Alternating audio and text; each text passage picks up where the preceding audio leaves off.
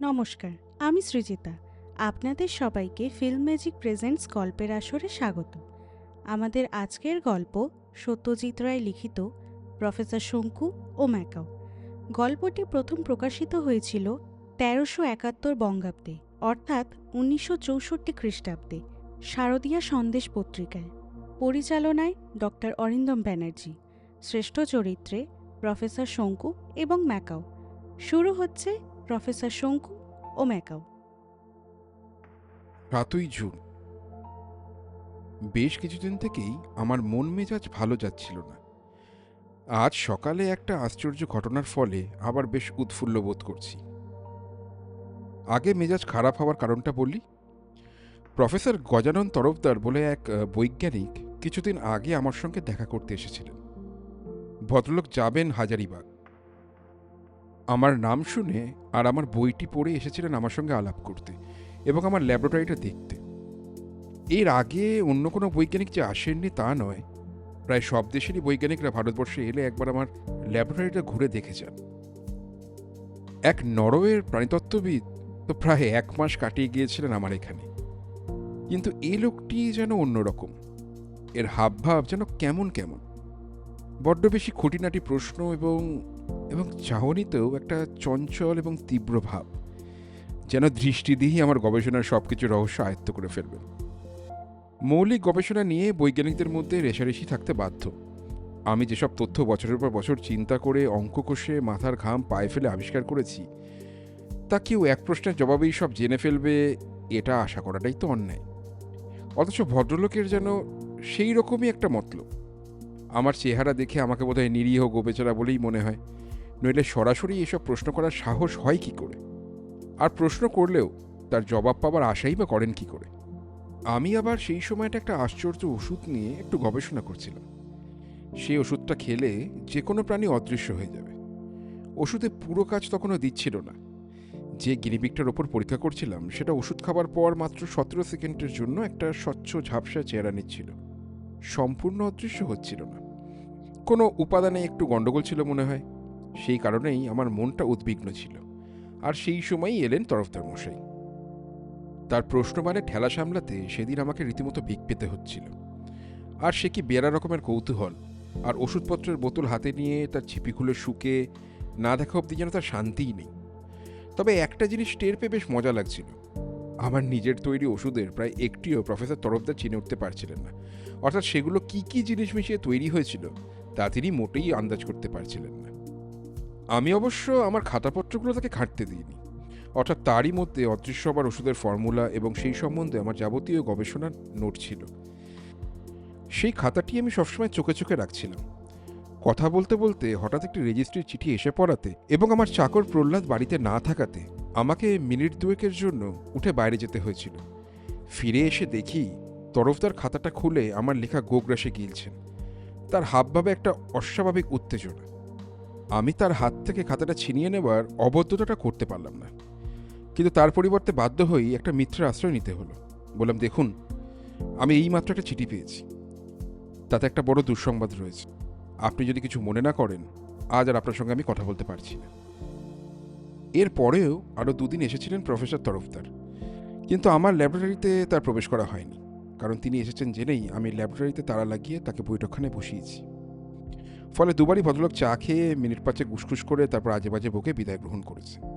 তারপর কবে যে তিনি হাজারিবাগ ফিরে গেছেন তা জানি না।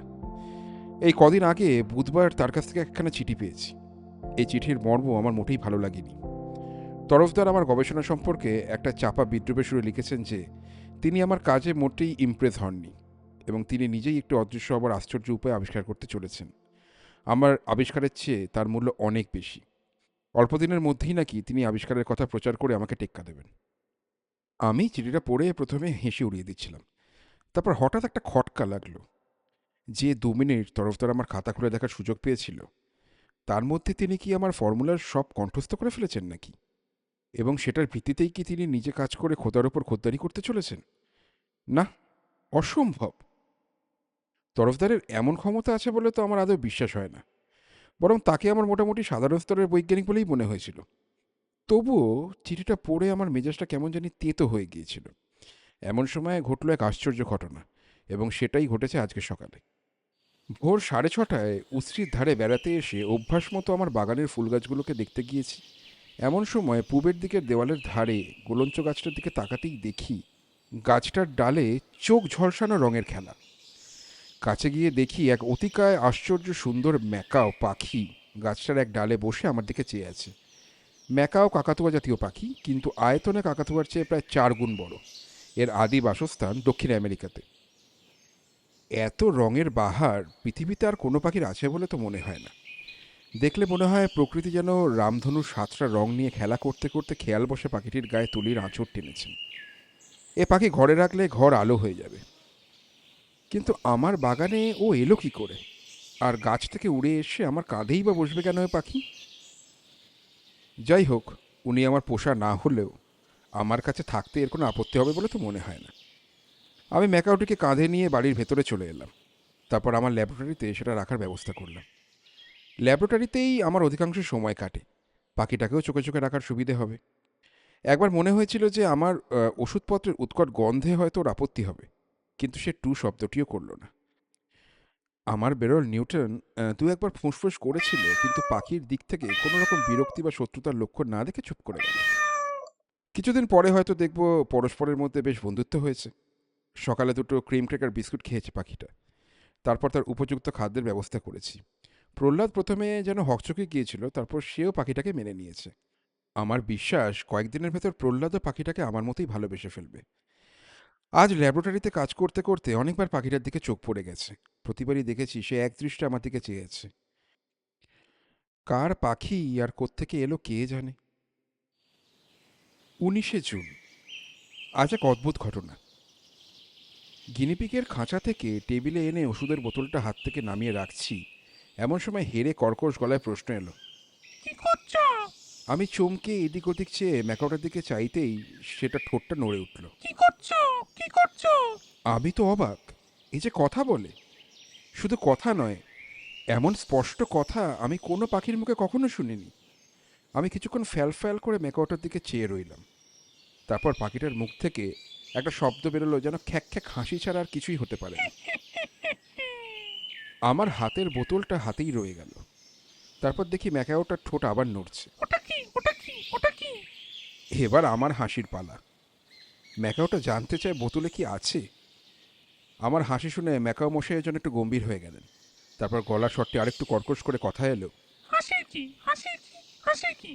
না, একে সিরিয়াসলি না নিলে বোধহয় ইনি অসন্তুষ্ট হবেন।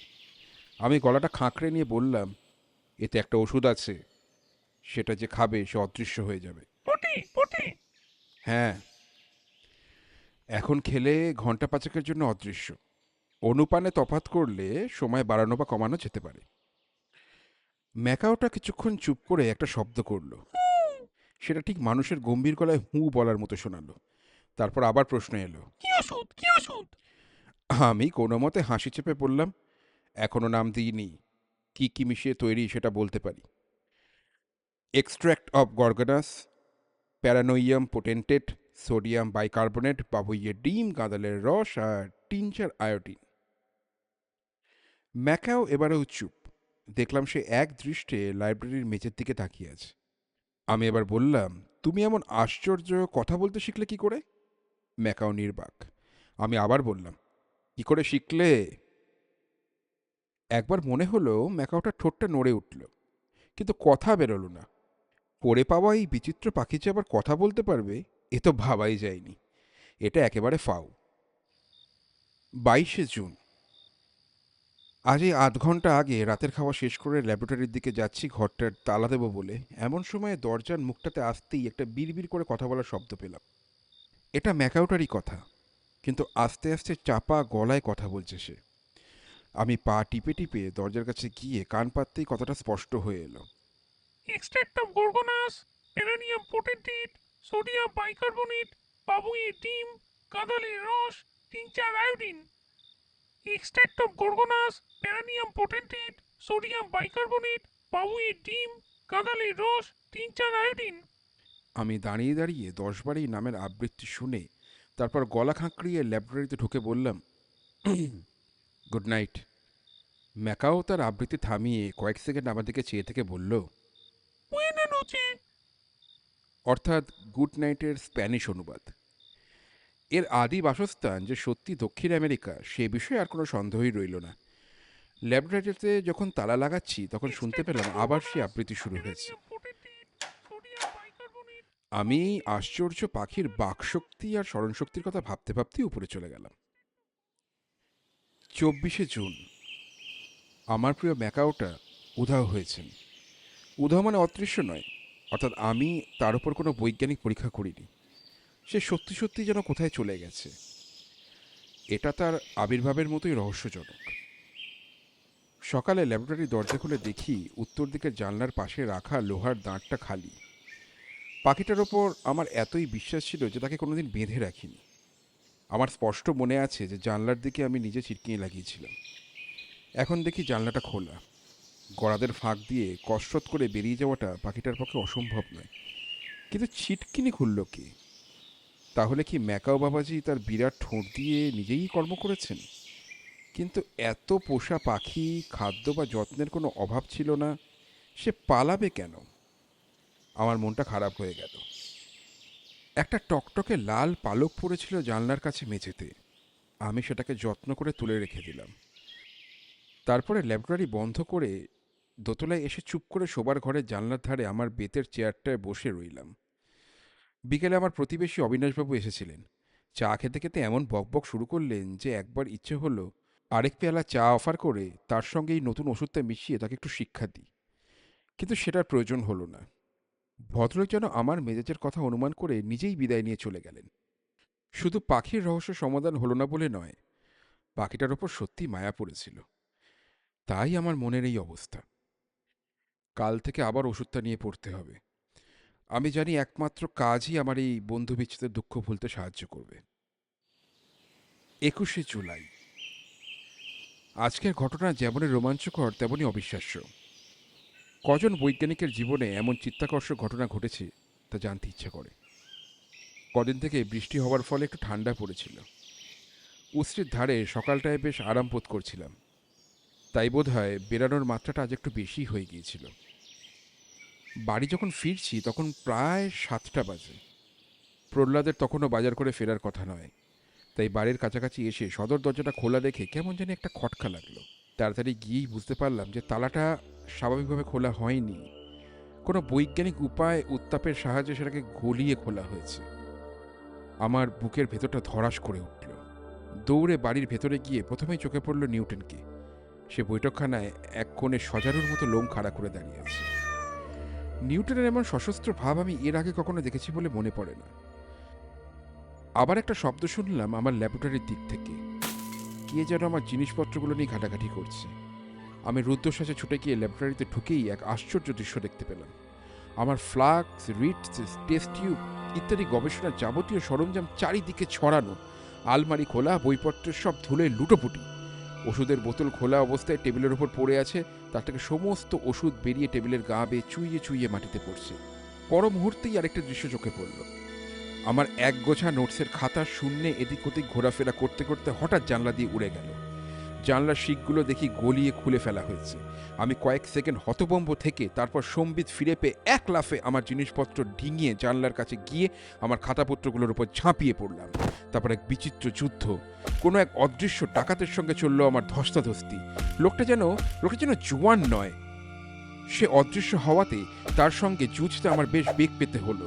কিন্তু আমিও ছাড়বার পাত্র নই। ওই খাতাগুলো আমার প্রাণ। ওতে রয়েছে আমার 40 বছরের বৈজ্ঞানিক জীবনের সমস্ত ফলাফল। মরিয়া হয়ে শরীরের সমস্ত বল প্রয়োগ করে বেপারোয়া কিল, ঘুষি, লাথি মেরে খাতাগুলো উদ্ধার করার পর মুহূর্তেই লোকটা জানলা টপকে বাইরের বাগানে গিয়ে পড়ল।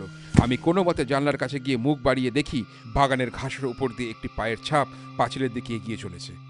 তারপর কানে এলো এক পরিচিত পাখির কর্কশ কণ্ঠস্বর আর ডানার ঝটপটানি। পূর্ব দিকের পাঁচিল বেয়ে উঠে তখন লোকটি পালাবার চেষ্টা করছে, কারণ পাঁচিলের গায়ে ফাটল থেকে যে অসত্যের চারাটা বেরিয়েছিল সেটা চোখের সামনে ছিন্ন বিচ্ছিন্ন হয়ে গেল। আর সেই সময় শুনলাম এক মানুষের গলার আর্তনাদ। এ গলা আমার চেনা। এ গলা প্রফেসর গজানন তরফদারের। অদৃশ্য ম্যাকাও অদৃশ্য প্রফেসরকে আক্রমণ করেছে। পাঁচিলের গা বেয়ে রক্তের ধারা নেমে আসছে বাগানের ঘাসের দিকে। তারপর শব্দ হলো ধূপ। প্রফেসর তরফদার পাঁচিলের গা টপকিয়ে ওপাশের জমিতে পড়েছেন। তারপর সবশেষে পলায়মান পায়ের শব্দ। আমি জানলার পাশের চেয়ারটাতে ক্লান্তভাবে বসে পড়লাম। বুকে হাত দিয়ে বুঝলাম হৃদস্পন্দন রীতিমতো বেড়ে গেছে। এবারে একটা ঢং শব্দ শুনে মাথা তুলে দেখি ম্যাকাওয়ের দাঁড়টা ঈষৎ কম্পমান। বাবাজি ফিরে এসেছে। বুয়েনা দিয়া। আমি ইংরেজিতে উত্তর দিলাম, গুড মর্নিং। কি ব্যাপার? ফিরেছি। সে তো দেখতেই পাচ্ছি, ধরি শুনতে পাচ্ছি। চোর। কে? তরফদার। তাকে তুমি চিনলে কিভাবে? ম্যাকাও যা বলল তাতে এক আশ্চর্য কাহিনী প্রকাশ পেল। তরফদার গিয়েছিলেন ব্রাজিলে বছরখানেক আগে। সেখানে এক সার্কাস থেকে এই পাখিটিকে তিনি নিয়ে আসেন, তাও চুরি করে। 17টি বিদেশি ভাষা জানা অলৌকিক বুদ্ধিসম্পন্ন এই ম্যাকাওটি সেই সার্কাসে খেলা দেখাতো। কাজেই তার বুদ্ধি এবং বাকশক্তির ব্যাপারে তরফদারের কোনো কৃতিত্বই নেই। যদিও ম্যাকাও বাংলা শিখেছে তরফদারের কাছেই। তরফদার পাখিটিকে আমার গোলঞ্চ গাছের ডালে রেখে যান যাতে সে আমার সঙ্গে থেকে আমার ফর্মুলা সংগ্রহ করে। তারপর তার কাছে গিয়ে তাকে সেই ফর্মুলা বলে দেয়। অদৃশ্য হবার ওষুধের উপাদানগুলি ম্যাকাওটির কাছ থেকে জেনে নিয়ে তরফদার তাই দিয়ে 10 ঘন্টা অদৃশ্য থাকার মতো একটি মিক্সচার তৈরি করে সেটি পান করে তরফদার নিজেকে অদৃশ্য করে ফেলেন।